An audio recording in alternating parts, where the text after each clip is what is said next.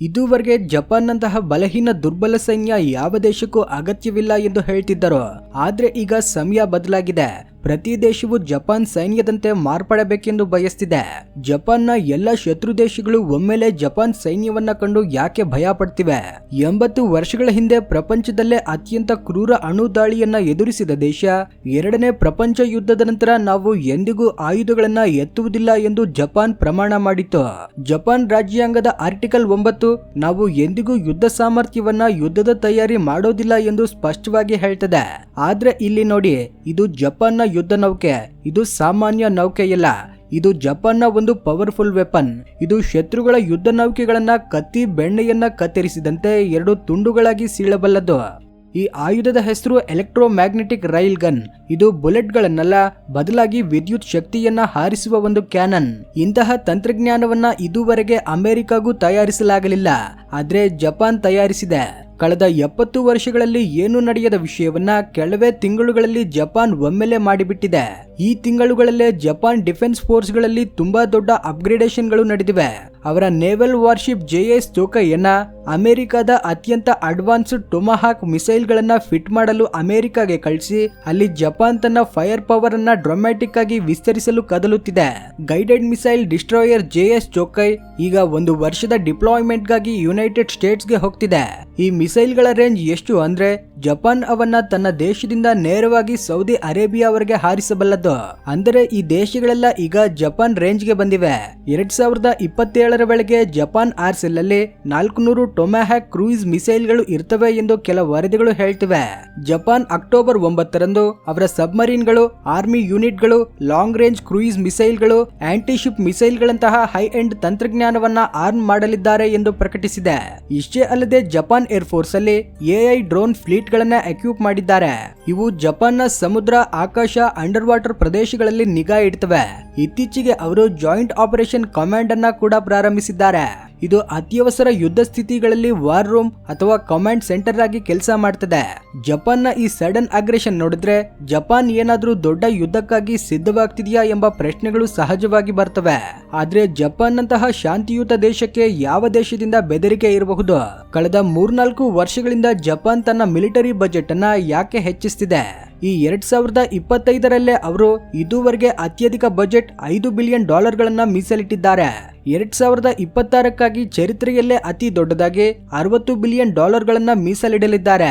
ಇದು ಬೊಲಿವಿಯಾ ದೇಶದ GDPಗಿಂತಲೂ ಹೆಚ್ಚು. ಒಂದು ಕಾಲದಲ್ಲಿ ಜಪಾನ್ ಅತ್ಯಂತ ದಾರುಣ ಸಾಮ್ರಾಜ್ಯಶಾಹಿ ದೇಶ. ಅಂದ್ರೆ ಚೀನಾ, ಕೊರಿಯಾ ಮುಂತಾದ ದೇಶಗಳನ್ನ ಆಕ್ರಮಿಸಿ ಆಳಿ ಲೂಟಿ ಮಾಡುತ್ತಿದ್ದ ಸಾಮ್ರಾಜ್ಯವಾದಿ ದೇಶವಾಗಿತ್ತು. ಆದ್ರೆ ಈಗ ಜಪಾನ್ ತನ್ನ ಅದೇ ಹಳೆಯ ಬೇರುಗಳಿಗೆ ಮತ್ತೆ ಹೋಗ್ತಿದೆಯಾ? 1940ರಲ್ಲಿ ಜಪಾನ್ ಸೈನ್ಯ ಚರಿತ್ರೆಯಲ್ಲೇ ಅತ್ಯಂತ ಕ್ರೂರ ಅತ್ಯಾಚಾರ ಸೈನ್ಯವೆಂದು ಪರಿಗಣಿಸಲ್ಪಟ್ಟಿತ್ತು. ಚೀನಾದಲ್ಲಿ ನ್ಯಾನ್ಜಿಂಗ್ ಮೆಸಕಾರಲ್ಲಿ 6 ವಾರಗಳಲ್ಲಿ ಮಹಿಳೆಯರು ಮಕ್ಕಳನ್ನ ದೋಚಿ ಅತ್ಯಾಚಾರ ಮಾಡಿ ಲಕ್ಷಾಂತರ ಜನರು ಸಾಯುವಂತೆ ಮಾಡಿತ್ತು. ನೀವು ಜಪಾನ್ ಸೈನ್ಯದ ಇನ್ಫೇಮಸ್ ಡೆತ್ ಮಾರ್ಚ್ ಬಗ್ಗೆಯೂ ಕೇಳಿರಬಹುದು. ಜಪಾನ್ ಸೈನಿಕರು ಆಸ್ಟ್ರೇಲಿಯಾದ ಯುದ್ಧ ಖೈದಿಗಳನ್ನ ದೀರ್ಘಕಾಲ ನಡೆಸುತ್ತಿದ್ದರು. ಅವರಲ್ಲಿ ಯಾರಾದ್ರೂ ಆಯಾಸದಿಂದ ಬಿದ್ರೆ ತಕ್ಷಣ ಶೂಟ್ ಮಾಡಿ ಕೊಂದು ಹಾಕುತ್ತಿದ್ದರು. ಹಿರೋಶಿಮಾ ಮತ್ತೆ ನಾಗಸಾಕಿ ಮೇಲೆ ಅಣುಬಾಂಬ್ ಸ್ಫೋಟಗಳ ನಂತರ ಒಂದೇ ಹೊಡೆತದಲ್ಲಿ ಲಕ್ಷಾಂತರ ಜಪಾನಿಯರು ಸಾಯುವಂತಾಯಿತು. ಇದು ಜಪಾನ್ ಅನ್ನ ಪ್ರಪಂಚದಲ್ಲಿ ಅಣು ಯುದ್ಧ ಅನುಭವಿಸಿದ ಮೊದಲ ಮತ್ತೆ ಏಕೈಕ ದೇಶವನ್ನಾಗಿ ಬದಲಾಯಿಸಿತು. ಈ ಘಟನೆ ನಂತರ ಜಪಾನ್ ಸೈನ್ಯ ಶಾಶ್ವತವಾಗಿ ಬದಲಾಯಿತು. ಶರಣಾಗತಿಯ ನಂತರ ಅಮೆರಿಕ ಜಪಾನ್ಗೆ ಹೊಸ ರಾಜ್ಯಾಂಗ ತಯಾರಿಸಿತು. ಜಪಾನ್ ಸೈನ್ಯವನ್ನ ನಿಯಂತ್ರಣದಲ್ಲಿಡಲು ಅಮೆರಿಕ ಒಂದು ವಿಶೇಷ ನಿಬಂಧನೆಯನ್ನ ಸೇರಿಸಿತು. ಆರ್ಟಿಕಲ್ 9ರ ಪ್ರಕಾರ ಜಪಾನ್ಗೆ ಯಾವುದೇ ರೀತಿಯ ಯುದ್ಧ ಮಾಡುವ ಹಕ್ಕು ಅಥವಾ ಸೈನ್ಯ ಬಳಸುವ ಹಕ್ಕು ಇಲ್ಲ. ಅದಕ್ಕಾಗಿ ಜಪಾನ್ ತನ್ನ ರಕ್ಷಣೆಗಾಗಿ ಭೂಸೇನೆ, ನೌಕಾಸೇನೆ, ವಾಯುಸೇನೆಗಳನ್ನ ನಿರ್ವಹಿಸಲಿಲ್ಲ ಮತ್ತೆ ಆಕ್ರಮಣಕಾರಿ ಆಯುಧಗಳನ್ನು ಹೊಂದಿರಲಿಲ್ಲ. ಆದ್ರೆ ಜಪಾನ್ನ ಒಟ್ಟಾರೆ ಭದ್ರತೆಯ ಜವಾಬ್ದಾರಿ ಅಮೆರಿಕದ್ದಾಯಿತು. ಅಮೆರಿಕ ಜಪಾನ್ ಅನ್ನ ತನ್ನ ಮೇಲೆ ಪೂರ್ತಿಯಾಗಿ ಅವಲಂಬಿತವಾಗುವಂತೆ ಮಾಡಿತು. ಜಪಾನ್ ಅಮೆರಿಕ ನಡುವೆ ಮ್ಯೂಚುವಲ್ ಸೆಕ್ಯೂರಿಟಿ ಡೀಲ್ ಸಹಿ ಮಾಡಿದರು. ಅಮೆರಿಕ ಜಪಾನ್ಗೆ ನೀವು ಸೈನ್ಯ ಇಡಬೇಡಿ, ನಿಮ್ಮ ಭದ್ರತೆ ನಮ್ಮ ಬಾಧ್ಯತೆ ಎಂದು ಹೇಳಿತು. ಅದಕ್ಕಾಗಿ ಇಂದಿಗೂ ಅಮೆರಿಕಾಗೆ 80 ಮಿಲಿಟರಿ ಬೇಸ್ಗಳು, 50,000 ಸೈನಿಕರು ಜಪಾನ್ನಲ್ಲೇ ಇದ್ದಾರೆ. ಈ ಒಪ್ಪಂದದಿಂದ ಜಪಾನ್ ಭದ್ರತೆ ಅಮೆರಿಕ ಕೈಗೆ ಹೋಗುತ್ತೆ. ಜಪಾನ್ ನಾಯಕರು ಅಮೆರಿಕದ ಬಲವಾದ ಸೈನ್ಯ ಇದ್ದಾಗ ನಾವೇಕೆ ಖರ್ಚು ಮಾಡಬೇಕು ಎಂದು ಭಾವಿಸಿದರು. ಈ ಹೂಡಿಕೆಯ ಸೇನೆಯನ್ನ ಇಂಡಸ್ಟ್ರೀಸ್ ಟೆಕ್ನಾಲಜಿ ಅಭಿವೃದ್ಧಿಯಲ್ಲಿ ಬಳಸಿದರು. ಎರಡನೇ ಪ್ರಪಂಚ ಯುದ್ಧದ ನಂತರ ಜಪಾನ್ ನಾಯಕರು ರಾಷ್ಟ್ರೀಯ ಭದ್ರತೆಗೆ ಬದಲು ಆರ್ಥಿಕ ಬೆಳವಣಿಗೆಗೆ ಪ್ರಾಧಾನ್ಯತೆ ನೀಡಿದರು. ಅದರ ಫಲವೇ ಜಪಾನ್ ಎಲೆಕ್ಟ್ರಾನಿಕ್ ಆಟೋಮೋಟಿವ್ ಇಂಡಸ್ಟ್ರಿಗಳಲ್ಲಿ ದೊಡ್ಡದಾಗಿ ಬೆಳವಣಿಗೆಯಾಯಿತು. ನಂತರ ಆರ್ಟಿಕಲ್ 9ರಲ್ಲಿ ದೊಡ್ಡ ಬದಲಾವಣೆಗಳನ್ನ ಮಾಡಿ ಮಿತ್ರ ದೇಶಗಳ ರಕ್ಷಣೆಗಾಗಿ ಸೇನೆಯನ್ನ ಬಳಸಬಹುದು ಎಂದು ಅನುಮತಿ ಕೊಡಲಾಯಿತು. ಮಿತ್ರ ರಾಷ್ಟ್ರದ ಮೇಲೆ ದಾಳಿಯಾದ್ರೆ ಅಥವಾ ಜಪಾನ್ ಮೇಲೆ ದಾಳಿಯಾದ್ರೆ ಪ್ರತಿರೋಧ ಮಾಡಬಹುದು. ಇದರಿಂದ ಜಪಾನ್ 1000 ಯುದ್ಧ ವಿಮಾನಗಳು, 48 ಡಿಸ್ಟ್ರಾಯರ್ಗಳು ಮತ್ತೆ ಸಬ್ಮೆರಿನ್ ಗಳನ್ನ ಹೊಂದಿದ ದೊಡ್ಡ ಆರ್ಸೆನಲ್ ನಿರ್ಮಿಸಿತು. ಅಮೆರಿಕಾದಿಂದ ಫೈಟರ್ ಜೆಟ್ಗಳು, ಮಿಸೈಲ್ ಇಂಟರ್ಸೆಪ್ಟರ್ ಗಳನ್ನ ಇಂಪೋರ್ಟ್ ಮಾಡಿಕೊಂಡರು. ಶಿಂಜೋ ಅಬೆ ಅವರ ಆಡಳಿತದಲ್ಲಿ ಜಪಾನ್ ಅಮೆರಿಕದ ಫೈಟರ್ ಜೆಟ್ ಗಳನ್ನ ಅತಿ ಹೆಚ್ಚಾಗಿ ಖರೀದಿಸಿತು. ಬ್ರಿಟನ್ ಫ್ರಾನ್ಸ್ ಅನ್ನು ಮೀರಿ 6ನೇ ಅತಿ ದೊಡ್ಡ ಡಿಫೆನ್ಸ್ ಸ್ಪೆಂಡರ್ ಆಯಿತು. ಆದ್ರೆ ಜಪಾನ್ ಇಷ್ಟೊಂದು ವೇಗವಾಗಿ ಯಾಕೆ ಮಿಲಿಟರೈಸ್ ಆಗ್ತಿದೆ? ಯಾರ ಭಯ ಜಪಾನ್ಗೆ ಬಲವಂತ ಮಾಡ್ತಿದೆ? ಇದಕ್ಕೆ ಕಾರಣ ನೆರೆ ದೇಶಗಳ ಅಗ್ರೆಷನ್. ಉದಾಹರಣೆಗೆ 13 ವರ್ಷದ ಮೆಗುಮಿ ಯೊಕೋಟಾ ಎಂಬ ಜಪಾನ್ ಹುಡುಗಿಯನ್ನ ನಾರ್ತ್ ಕೊರಿಯಾ ಅಪಹರಿಸಿತು. ಆ ಹುಡುಗಿ ಇನ್ನೂ ಕೂಡ ಮರಳಿ ಬಂದಿಲ್ಲ. ಅವಳಿಗೆ ಏನಾಯಿತು ಎಂಬುದು ಯಾರಿಗೂ ಗೊತ್ತಿಲ್ಲ. ಹೀಗೆ ಅವಳು ಒಬ್ಬಳೇ ಅಲ್ಲ, ನಾರ್ತ್ ಕೊರಿಯಾ ಹಲವಾರು ಜಪಾನಿಯರನ್ನ ಅಪಹರಿಸುತ್ತಿದೆ. ನಂತರ ಸ್ಪೈಗಳಾಗಿ ಸೌತ್ ಕೊರಿಯಾಗೆ ಕಳಿಸ್ತಿದೆ ಅಥವಾ ಅವರ ಐಡೆಂಟಿಟಿ ದೋಚಿ ಸ್ಪೈಗಳಿಗೆ ಜಪಾನ್ ಐಡೆಂಟಿಟಿ ನೀಡುತ್ತಿದೆ. ನಾರ್ತ್ ಕೊರಿಯಾ ಹತ್ರ ನ್ಯೂಕ್ಲಿಯರ್ ಪವರ್, ನ್ಯೂಕ್ಲಿಯರ್ ಮಿಸೈಲ್ಗಳಿವೆ. ಇತ್ತೀಚೆಗೆ ಮಿಸೈಲ್ ಟೆಸ್ಟ್ ಮಾಡಿ ಜಪಾನ್ ಮೇಲಿಂದ ಪೆಸಿಫಿಕ್ ಮಹಾಸಾಗರದಲ್ಲಿ ಬೀಳಿಸಿತು. ಅಲಾರಾಂಗಳು ಮೊಳಗಿದವು. ಶೆಲ್ಟರ್ ತೆಗೆದುಕೊಳ್ಳಿ ಎಂದು ಹೇಳಿದರು. ರೈಲುಗಳು ಸ್ಥಗಿತಗೊಂಡವು. ಈ ರೀತಿ 4 ಬಾರಿ ನಡೆದಿದೆ. ನಾರ್ತ್ ಕೊರಿಯಾ ಥ್ರೆಡ್ ಜೊತೆಗೆ ಚೀನಾ ಕೂಡ ರಂಗ ಪ್ರವೇಶಿಸುತ್ತೆ. ಚೀನಾ ಬ್ಯಾಲಿಸ್ಟಿಕ್ ಮಿಸೈಲ್ ಗಳನ್ನ ಪ್ರಯೋಗಿಸಿ ಜಪಾನ್ನ ಎಕ್ಸ್ಕ್ಲೂಸಿವ್ ಎಕನಾಮಿಕ್ ಝೋನ್ ನಲ್ಲಿ ಬೀಳಿಸಿದೆ. ಅವು ಜಪಾನ್ ಭೂಪ್ರದೇಶದಿಂದ 100 ಕಿಲೋಮೀಟರ್ ದೂರದಲ್ಲಿ ಬಿದ್ದವು. ಚೀನಾದ ಉದ್ದೇಶ ತೈವಾನ್ ವಿಷಯದಲ್ಲಿ ಜಪಾನ್ ತಲೆ ಹಾಕದಂತಿರಲು ಬೆದರಿಕೆ ಹಾಕೋದು. ಚೀನಾ ತೈವಾನ್ ಅನ್ನ ತನ್ನ ಭೂಭಾಗವೆಂದು ಭಾವಿಸುತ್ತದೆ. ಆದ್ರೆ ಜಪಾನ್ ಚೀನಾವನ್ನ ಆಹ್ವಾನಿಸಲು ಬಯಸೋದಿಲ್ಲ. ತೈವಾನ್ ಜಪಾನ್ಗೆ 100 ಕಿಲೋಮೀಟರ್ ದೂರದಲ್ಲಿದೆ. ಇದರಿಂದ ಟ್ರೇಡ್ ರೂಟ್ಗಳು ಹಾಳಾಗುವ ಸಾಧ್ಯತೆ ಇದೆ.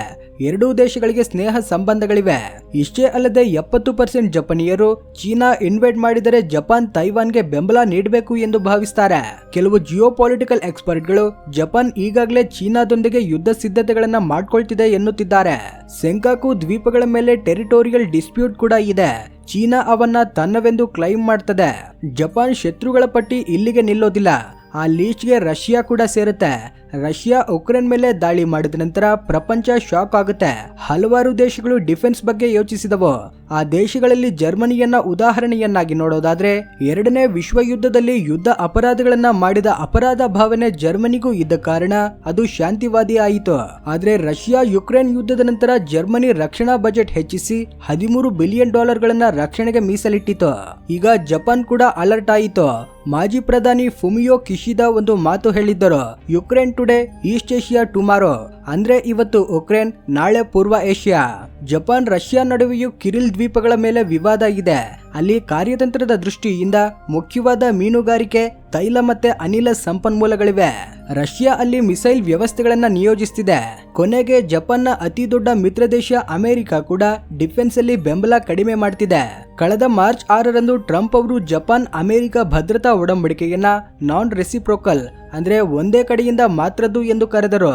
ಅಂದರೆ ನಾವು ಅವರನ್ನ ರಕ್ಷಿಸ್ತೇವೆ, ಆದ್ರೆ ಅವರು ನಮ್ಮನ್ನ ರಕ್ಷಿಸೋದಿಲ್ಲ ಎಂಬ ಅರ್ಥ. ಈ ಹೇಳಿಕೆಯಿಂದ ಜಪಾನ್ ಜನರ ಭಾವನೆ ಈಗ ರಕ್ಷಣೆಯತ್ತ ಹೆಚ್ಚು ಗಮನ ಹರಿಸಬೇಕು ಎಂಬುವಂತಾಗಿದೆ. ಒಂದೆಡೆ ನಾರ್ತ್ ಕೊರಿಯಾ, ಚೀನಾ, ರಷ್ಯಾ ಮೂವರು ಜಪಾನ್ ಮೇಲೆ ಆಧಿಪತ್ಯ ತೋರಿಸುವ ಪ್ರಯತ್ನ ಮಾಡ್ತಿದ್ದಾರೆ. ಅದಕ್ಕಾಗಿ ಜಪಾನ್ಗೆ ಮಿಲಿಟರೈಸೇಷನ್ ರೀಸನಬಲ್, ಲಾಜಿಕಲ್ ಮತ್ತೆ 100% ಅಗತ್ಯ. ಜಪಾನ್ ಪ್ರಪಂಚದ ಅತಿ ದೊಡ್ಡ ಮಿಲಿಟರಿ ಸ್ಪೆಂಡರ್ಗಳಲ್ಲಿ ಒಂದಾದ್ರೂ GDPಯಲ್ಲಿ 1% ಮಾತ್ರ ಮಿಲಿಟರಿಗೆ ಖರ್ಚು ಮಾಡ್ತಿದ್ದಾರೆ. ಆದ್ರೆ ಇದು ಪ್ರಾರಂಭ ಮಾತ್ರ. ಮುಂದೆ ಇನ್ನಷ್ಟು ಹೆವಿ ಮಿಲಿಟರೈಸೇಷನ್ ಇರಬಹುದು.